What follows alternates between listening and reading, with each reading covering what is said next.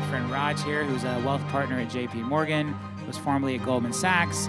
This dude oversees $4.5 billion in assets, which is a crazy amount of money. But the crazy part about it is that's how many families, Raj? Just 80. 80 families have given him that $4.5 billion. I am one of them. Most advisors managing $4.5 billion would probably have like 4,000 families. So just super high net worth, super high touch. I always try to bring in a couple of special guests who just can kind of, in this thread of like dream big, what's possible, what can you achieve? Always try to bring that in. So Raj, we're just gonna have kind of a conversation, but I would love for you to just kind of introduce yourself, tell a bit of your story, your path from Goldman to JP Morgan, and we'll just have like a real raw, honest conversation before we jump into dinner. Sure, but thank you guys, first of all. I always tell Robert, I always say that I think our businesses have ton of parallel. My partner and I, we always laugh about it. We always say, either you just are just really dumb or you have some level of high self-value. But I would say most people in our business have a little of both, and I would probably say it's the same as your business, because to get into your business is impossible. I mean, to do really well, it can be done, but it's a lot of work. That's one of the things I always tell Robert about agents. I'm like, I'm always impressed with the guys and the girls that have big businesses, have done really well, because I know how difficult it is what you guys do every single day, because I would say the same thing about our business. It's very similar in nature to what you guys do, but very high failure rate for both. I mean, like we very have like high. an 80% failure rate. They're probably very similar. Very similar. A lot of people get the license, they get the real estate license, they get the investment license, they think they're going to make all this money, and then the reality of the hard work sets in. And so again, a lot of the ways, we talk a lot about this, the way he's building his team, while smaller, is a lot of the same dynamics. You got to move talent over, you got to help talent grow. You're watching people come and go in the business nonstop, and there are a lot of parallels. Just a quick story about me. Look, my parents were immigrants. We moved over here from India back in 1986. I was 7 years old. I went to school in Virginia. Typical Indian parents, you either become a doctor or an engineer. So I chose the engineering route, and then I had an internship, and I remember sitting in the bathroom in the internship with the toilet paper on the wall with my head on it and saying, damn, I can't believe I'm going to go and do this for the rest of my life. So I didn't pursue engineering. So that didn't happen. So after college, I went to work at a company called, obviously you guys probably know, General Electric. So I was in the medical field selling MRIs and CAT scanners right out of school. I met my wife in Miami for a meeting. I was in Miami just for a sales meeting, and her family's all on Wall Street. And my brother-in-law at the time, they were always saying, hey, look, you should probably change course and get into wealth management. Your background being an engineer. I went to a military school, Virginia VMI. They love it. So I said, listen, let me think about it, because it's the same as your business. It's like, here's your computer, here's your phone, you got a family, good luck. And now you got to go get guys at Goldman Sachs that have a minimum of $10 million. I don't know anyone that even had $10 million. So that's how I began my career. So finally, when I got the nerve to do it, I called my brother-in-law and I said, listen, he was at JP Morgan at the time. I said, look, I think I want to do this. And he was like, oh, really? I was like, yeah, I think I'm ready to do this. And he was like, so when are you going to come and talk to us? I said, look, I don't think I want to do it with you, because I think my brother-in-law is just an asshole. But I'm going to do it. I'm going to do it with a friend of his at Goldman Sachs. So I interviewed at Goldman. I got the job. But that was also a process. And this is, again, to dream big, think big. I never thought I would land a job at Goldman, because that's probably one of the most coveted seats, JP Morgan or Goldman on Wall Street. And so I remember specifically speaking to these guys, and they were talking to me, and they were saying, listen, how am I going to give up a seat to someone that didn't go to one of these Ivy League schools? Because that's who we hire. And I asked him a very direct question, because at that time I had nothing to lose. I just said to the guy, I said, how many people have you had, like, actually, what's the success rate for these Ivy League guys? He's like, 5%. I said, well, if I was your boss, I'd be questioning what the hell you're doing. So at that point, he said, point made. So I got the job, and ever since then, it's just, I've been blessed, man. Like, I got to tell you, the families that I have deep relationships with, Palmer's being one of them, which I don't know how the hell this guy's my client, because I was chasing him for ever, and I'm still thinking if he still likes me. But that's my story. I mean, I think it's probably similar to everyone else's, right? You just keep working and working and working, and something hits, and then things change in life. You do a lot of cold prospecting. Like, you found me cold. I think it was via email. I did. Because you can't find my phone number. Do you have my phone number now? No, I'm kidding. No. He has my phone number. But that's a great story. That is a good story. It was cold. It was cold, and and I was working with Matt Levy at that time, and I would meet with Robert, and I would just spend time with him, and we would talk. And Matt would even orchestrate these things where he and I would spend time together till 3 a.m. at the club, just having wine and talking, get to know each other. And this took years. After 2 years, I still didn't have this guy's cell phone number. And I would go home to my wife and I would say, this guy is such a pain in the ass. I think I have a better shot at becoming the center of the Miami Heat than getting this guy as a client. And then finally, I think he had a situation, or not a situation, he was looking at his overall, like we were talking about solutions. He was looking at some things with his assets and looking at different ways of structuring things. And I think at that point was a pivotal time for us, which happened. Yeah, so I think, again, this all ties back to what we're talking about. So Raj sent me a cold email. Like, that's how it started. What list do you think? Yeah, I don't know. We've really ever talked about this. You saw me on some list or did something like tell them how, because we're talking about this. Like, hey, go in Courted, find lists. You have some version of Courted where you get to try to find people you think have wealth or whatever. Like, what is that process and how does it parallel with what we're talking about? It's actually very similar. So our minimums. I mean, I hate to even say it's embarrassing. I don't even like to even talk about this stuff, but. Now he's got me on the seat. But our business is very similar, I mean, again, yours. But our minimum size, and I say minimum because I think it's $10 million in liquid assets to be invested. So you look at companies or entrepreneurs that may not have it today, but you always got to invest for tomorrow because they're always courted. But Robert, this guy's one who got the most fastest growing companies, this and that. And then I started seeing his commercials. I'm like, I should probably get to know this guy. And so then I was just bombarding him constantly. And then finally it hit. He never contacted me. Matt did. And so we then just maybe a year of like staying in my inbox before anything happens. And then he and I spoke about that because we talked about the fact that you start developing this relationship. It's weird with each other over just email without even like he's probably forming an image of me because you and I were talking about that. Like you start getting. Yeah. Right? If you see somebody's name in your inbox enough, like you start to feel like you know them. Like there's a marketer named Dave D, who was the president of Dan Kennedy's company back in the day, and I got on one of his email lists like really early on. And I never opened his emails, but I saw his name so many times in my inbox, I felt like I knew him. And so I finally went to like an event and like shook his hand and was like, man, I feel like I know you, and I don't even read these stupid emails. I just see your name in my inbox. But that was telling to me.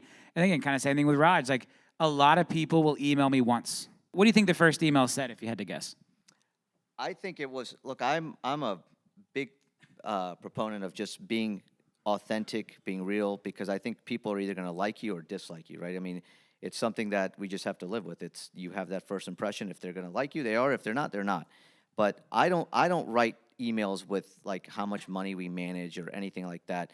It's more simply like, hey, look, I read something about you. I don't like to send these messages. I'm sure it's uncomfortable, but I'm very interested. And I say that all the time to people. I'm very interested. Like people, I think, like to feel important, right? So like I'll tell you, I have clients out in San Francisco, California, Southern California, and I actually write pinpointed messages when I've gotten them to say those certain things. Is that I'm coming out there because I want to see you, not like I got other clients out there, I want to meet with them. No, I'm really going out there to see them. I can see those other guys anytime. So I'm very, targeted in that approach because I told him I'm very interested in him. Like I respect the hustle. Like I'm in a sales business. I get it, and understanding that the expectation in his industry is like mail twice and say it didn't work, where he just kept coming and kept offering value. Hey, if I can ever help you inside the bank. Hey, if you ever need anything at JP Morgan. Hey, if you ever need a recommendation for a will or trust guy. Like, hey, if you're whatever with your kids, think about this. And it was giving value and making those deposits. And I don't know, you were probably complimentary of me in some of those early emails, like with what we're talking about with the likability. Like, hey, you've built a great business, blah, blah, blah, blah. You probably had a call to action in there, which maybe slowed down the likability, which is what I'm encouraging us here not to do. But it's interesting because, this relationship that started with cold email from a prospecting list, is going to potentially land JP Morgan a massive IPO that's going to make them tens of millions of dollars in fees, and they already have my wealth relationship because of it. Like, you think about what can be moved, and I think most people have this misconception that rich people just know people, and like you're not going to get them from a cold email. Almost all of your clients are from cold emails, right? Or some type of cold outreach. Yeah, I would I mean, say the initial I thread. would say my yeah, I would. I would say my biggest breakthrough was Disney World serves a coffee called Joffrey's Coffee. That's their premier brand. So I was meeting with the founder of Joffrey's Coffee, and he and I were sitting. We were having a discussion. This was in Tampa, and we're just getting to know each other. We're just talking, and I didn't.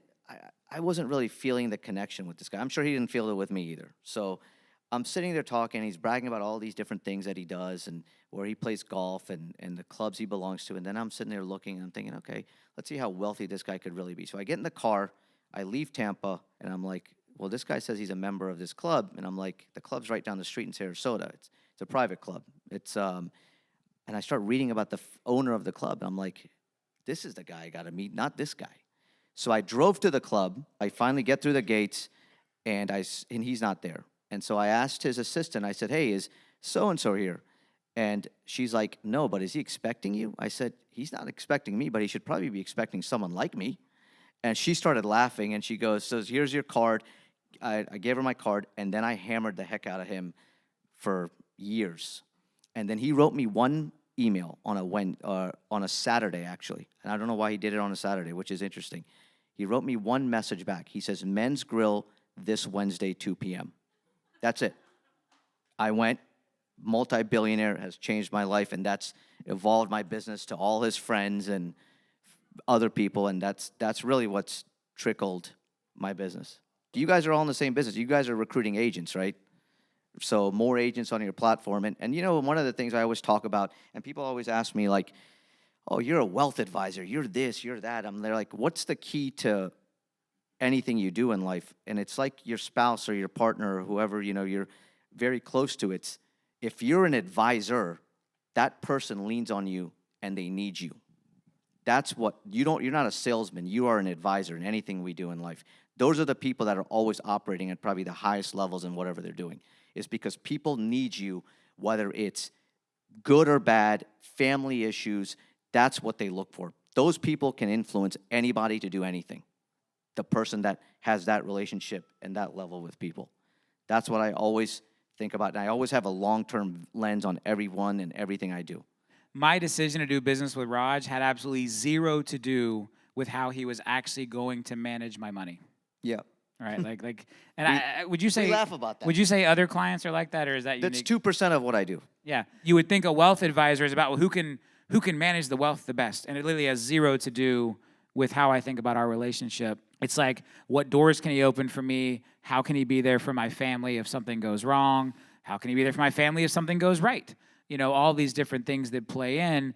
And again, that relationship was built over a cold email and then consistent follow-up, and then eventually the in-persons, and then eventually got my cell phone number. And I mean, I think it was 4 or 5 years before I gave you $1, 4 years, Yeah. something. I mean, Yep. it's the long game, you know. Yeah. And so again, to me, it's so applicable to what I'm encouraging you to do right now with recruiting. I think the other piece is, and again, to kind of take this back to what we've done, Raj has made the decision of, like, he doesn't want the desperate ready right nows, right? Like, he's only fishing for the folks that are going to take years to close. And that's a hard, long game to play because you got to wait. You got to play it out.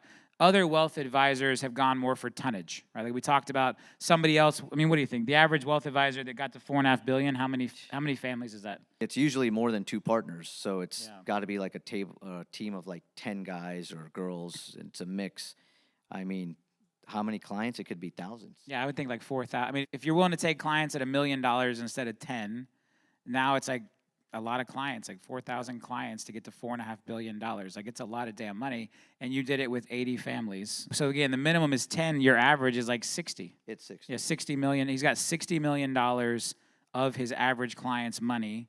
The average wealth advisor probably has a couple 100,000.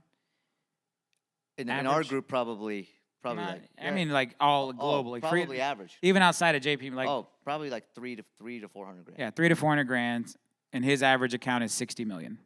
Yeah. You know. Yeah, Yes, Chanel. ma'am. So how do you curate and really nurture those relationships? What does that look like? I mean, you obviously have, as you said, under 100 families. Yeah. What does that look like? What do you do for those families? I'm always dealing with problems. More money, more problems. That's all it is. like right now, we have a family. We're in litigation with his private chef. I am in the middle of dealing with that.